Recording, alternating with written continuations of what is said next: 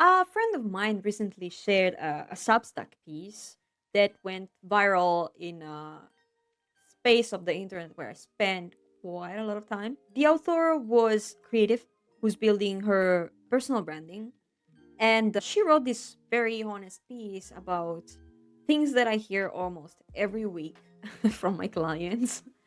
And it was very much about the desire to be seen, but also the exhaustion of being exposed and perceived. The piece was beautiful. It had thousands of hundreds of comments from people who actually recognize themselves into it. And I do understand why. It was very, very relatable. But it kind of left me with this very burning feeling of say something about it. Because there was so much that was wrong about it. I mean, of course, not the article or how she felt. I would never.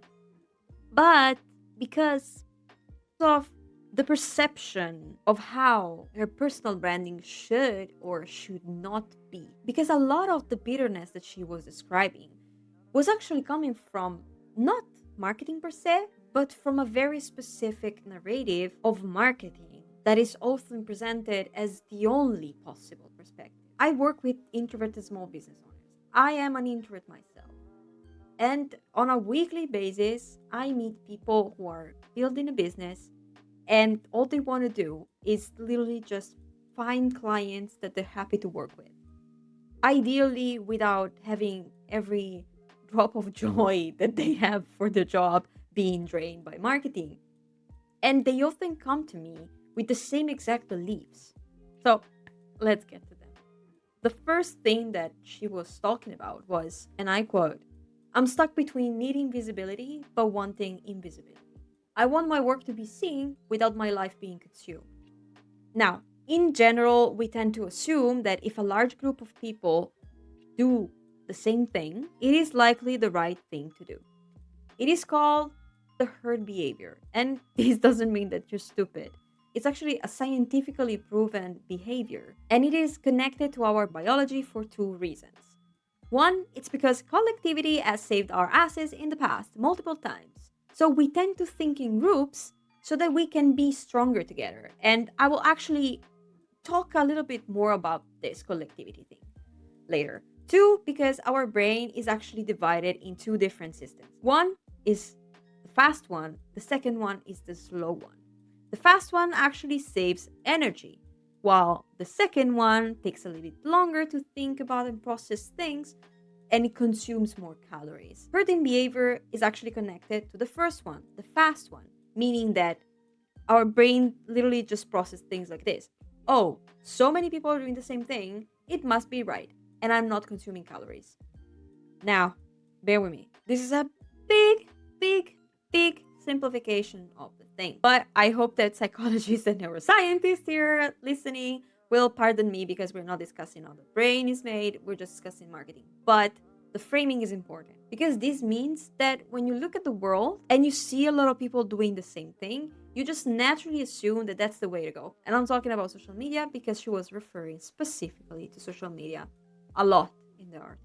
That said, there's two more relevant concepts worth mentioning. One, vanity metrics are views, followers, likes for the sake of having a big number. The reality of it is that it's just noise. Because you can have 100 strong, engaged followers that buy way, way, way more than 1,000 uninterested random followers that you got just because maybe you asked to be followed in a group. Yes, this happens all the time on Facebook groups. Please don't do that. I strongly advise you not to. And of course, many of you will challenge me and say, oh, but many eyes means more revenue. And I can tell you yes, but only for big numbers because it's the low or large number. Now, always remember that less but very, very, very specific eyes means more revenue too, and potentially at a lower cost. I also have an older Substack about this, so I will leave the link in the description if you're interested. Second point, very important, nobody ever said that you have to do it like they do. Showing your face on social media is just one way of doing it. There are dozens of formats that you can use and test. And some of them don't even have you talking in it. And so, let alone showing your face. Because social media too has diversification within it. The real work you should do before posting is try to understand what actually makes sense for you as an individual. Otherwise, you always keep hating what you do, resent it, and decide that marketing is not for you. That's literally like deciding to run a marathon without training and then deciding that sport is not for you. Maybe you just like running in the park with the music on. Or maybe you like tennis, but you never tried it. You never allowed yourself to try it. Then another thing about social media that she mentioned was social media success is about the aesthetics, and I am not an aesthetic person. Now, yeah, that's true. Lots of people rely on the aesthetics to stop the scroll. And to some of us, me too, to be fair, find this very pointless and shallow. But once again, this is just one side of social media. Imagine it like a D20, okay? You just roll and you saw one face. But there's 19 more. You just haven't seen them. I'll tell you more about this. Actually, one big trend that I kept seeing since the beginning of time when I started working in marketing around 2015, it is that the less polished, the better. Honesty is always better because people like relatable stuff, and not everybody can relate to a very super expensive tidy house or a high lifestyle. This actually made me think about a very talented creator. She's an artist, a musician, and she makes these very funny covers, popular songs, and she rewrites them about the kids and the mess that they made. She's got kids, and that's a point. She also plays them with the kids' instrument. That's very funny and very specific.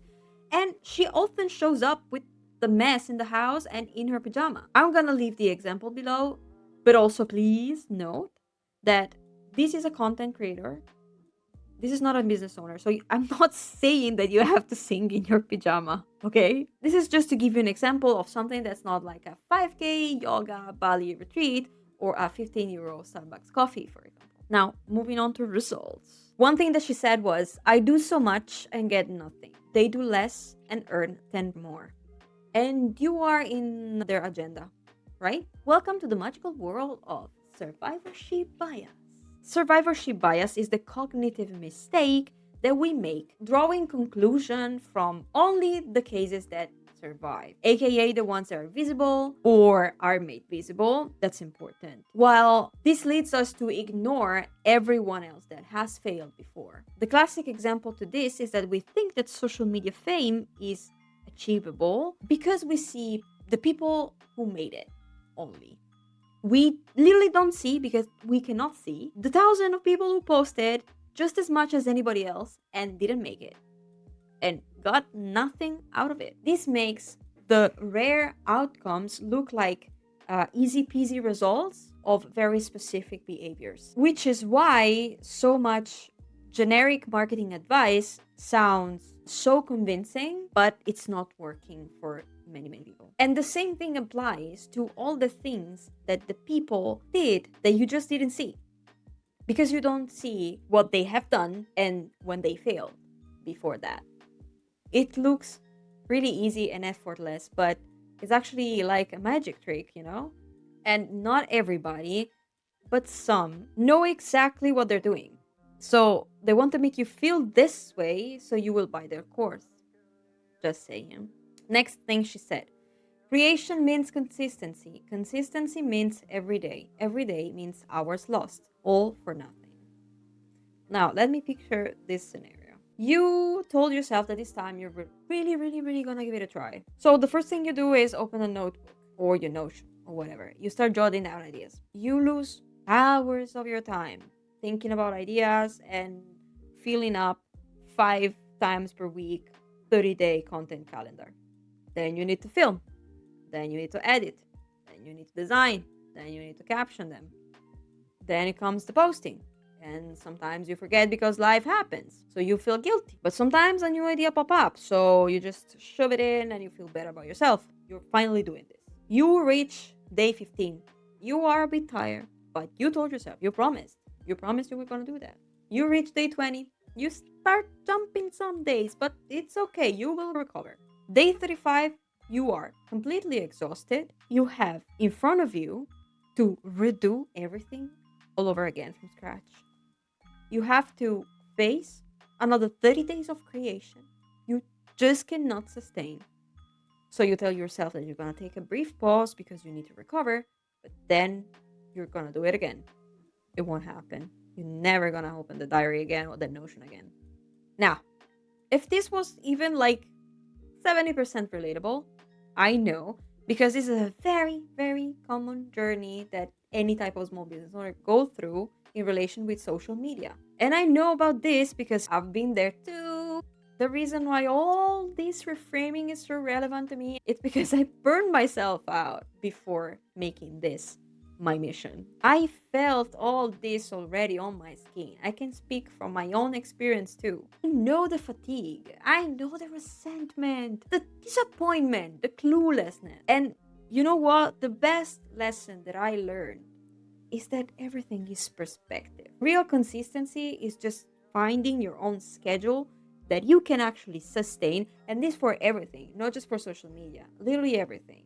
And showing up the day after if today you skipped because you were feeling awful for any reason. Doesn't matter if today I'm skipping or I'm doing something wrong because I'm feeling low energy or there's something wrong. Maybe I'm sick. Because what matters is not today, but it's the long run. If I show up tomorrow, that's okay. And if I skip 2 days, but I still show up after, that's still okay. So I won't stress this enough. Find your own pace. By the way, this is also the reason why I call my framework like this. And if today you feel like quitting, that's okay. Just close the computer. Do something else. Go smell the flowers. You can come back tomorrow. Now, another thing she said was, I have to sacrifice my privacy if I put myself out there. I don't want to share my private life or anything about it. Now, let's talk about this. Because I know that if you start a personal brand, you work on your personal brand, you will feel like you're never gonna have privacy again. You will always have to share everything with your audience because you owe them. Otherwise, it will feel weird. It will look like something happened, almost like something is wrong or you're failing. Truth is that you are the only person that's gonna set your own boundaries. You decide what to show and what not. Some people show their families, some don't. Some people talk about their private life, some people talk about their private issues, some don't. Some will say that this is a mistake. I call it positioning. It's like relationship with clients, right? Can you say no to your clients? If the answer is no, it is a you problem, not their problem. And you need to work on it. And by the way, if you need help, I'm here. What I'm saying is, some people, for example, just give the email. Some people give a WhatsApp, but will pause notification during the weekend because usually they allow messaging during the whole day. None of this option is wrong. There's only what is right for you. And you just need to find it. Remember, you make your own rules. Never, and I repeat, never let anyone else tell you otherwise. And if a client doesn't buy your product because of your boundaries, that's fine. You didn't lose a client. You were not aligned in the first place. Now, one more thing that she said, if I turn myself into a brand, I'll have to choose a version of me and be careful about what to show. I will feel like a fake. I really know what she means. Especially in the beginning, I felt this a lot on my skin. Especially in the beginning, even if you don't realize, you try to cover parts of yourself. You try to hide some things because you think it's better. But the truth is that this is once more self-restrict. This has a lot to do with our fear of judgment. I mean, we all have experienced some degree of deflection, right? When we said something or did something that we really care about, and the person in front of us, maybe we were telling them and they dismissed us like it was nothing. So there it is, the fear of being. To be honest, I still have that too. It's normal. And I know that it's not easy because the roots of this is not marketing. It's deeper inside of us. It's something that you might want to work in therapy. I did. And it really is something that most of us experience. But especially because I know this problem, I have some quick and dirty solutions I can give you to just leverage while you're working on it. So, number one, start a new social media account. And do not, I repeat, do not add the people that you know. Just work with strangers. Don't let them judge you. Keep them out. Second, do you want to keep your profile? Just block them. If it's specific people that you fear, you can block them. They will never know. And if trolls comment and you're scared of nasty comments, block them too. 3, it's a bit more drastic, but you can avoid the channel entirely. If it makes you feel safe, it's still valid. If the problem it is the channel, it doesn't matter if the audience is there or not. You can start somewhere else, build your confidence there, and eventually go back when you're ready. Keep in mind that even the most experienced business owners or marketers need to find their space and build their voice in content marketing. And literally everyone started from cringe, literally everyone, and works towards better and authentic. So give yourself the same time. Another thing she said is, I'm just bad at this. How can I compete with much more talented people than me? And this connects pretty well with giving yourself time, because some results might look unachievable. Some people just look talented in a way we can never even dream to be. So of course I'm going to talk about goals and improvement, because talent is actually 1% in your equation. As small business owners, we often have several goals and tend to want everything, potentially, if possible, all together right now. Please, no patience, 0. That's me.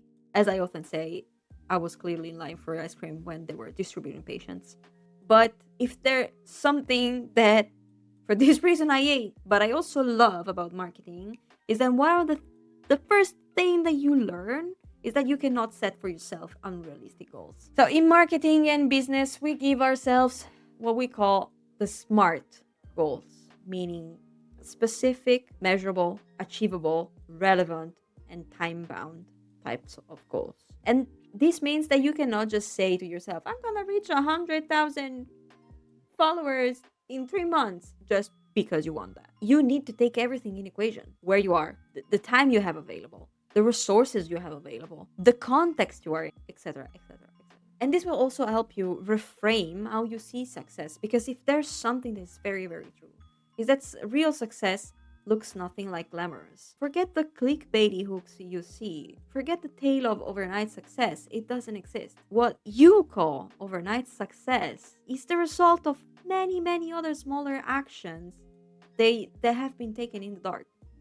And those are usually very boring and almost invisible. But you have to put those one after the other, even if you fail to recognize them as results, because they look small. Marketing and business growth works exactly like that. So give yourself time. Again, give yourself time to test, to fail, to learn, and to improve. Give yourself clear goals and ignore everything else. And about talent, there's one more thing that she said. She said, there's no talent anymore. Some people just understood the game better than I have. And since we talked about talent, let me reframe this. Commercial is rarely about talent. I will try to give you an example that feels quite horizontal to me. We see the rock stars of whatever field, and we think that we will never have that talent that they have. But what if I told you that there's so much more than just talent?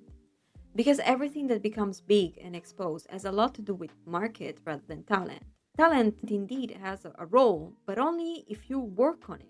Take a musician, for example. If you read their stories, unless they are very romanticized, but this means that they're actually trying to sell you again. Realistically, there are people that did something that someone else, somewhere else, did too. They probably just tried harder for longer, more consistently than others. Remember consistency? But also remember that luck is a real factor, and it's a studied one if you read Daniel Kahneman's book. I will leave the link in the description. So there's always an unpredictable element to it. And the best thing that you can do to counterbalance this dynamic is to expose yourself to positive chances. And this is another thing that has been said by Taleb in his Black Swan book. I will also leave this book in the description. This means that talent exists, but also luck exists. And your chances increases the more you expose yourself to the chances. And as a rule of thumb, the more you play, the more you learn, the more you improve. So if you remove the resentment for a second and just start think about progress as work plus consistency plus luck, it will improve your life. I promise. And about resentment and negative feelings, I would also like to say something about this.